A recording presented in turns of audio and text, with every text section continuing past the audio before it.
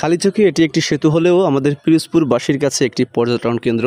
কারণ আমাদের পিরোজপুরে আসলে ঘোরাফেরার তেমন কোনো জায়গাই নেই, কোনো রিসোর্ট নেই। কিছুদিন হলো ডিসি পার্ক হয়েছে, এর আগে এই বলেশ্বর ব্রিজেই মানুষ ঘোরাফেরা করতো। এমনকি এখনও বিকেলবেলা অনেক মানুষ এখানে আসে একটু সময় কাটানোর জন্য। কিন্তু এই বলেশ্বর ব্রিজের একটি জায়গা রয়েছে যে জায়গাটিকে আসলে মৃত্যুকূপ বলা হয়। আমরা এই জায়গাটিকে অনেকেই চিনি, এমন কোনো বছর নেই যে বছরে মানুষ এখানে অ্যাক্সিডেন্ট করে প্রাণ না হারায়। এই যে মোড়টা, আমি শৈশবকাল থেকেই শুনছি যে এই মোড়টা একটা ভৌতিক জায়গা। আসলে ভৌতিক জায়গা বলতে কিছু নাই, অত্যন্ত রিস্কি একটা জায়গা।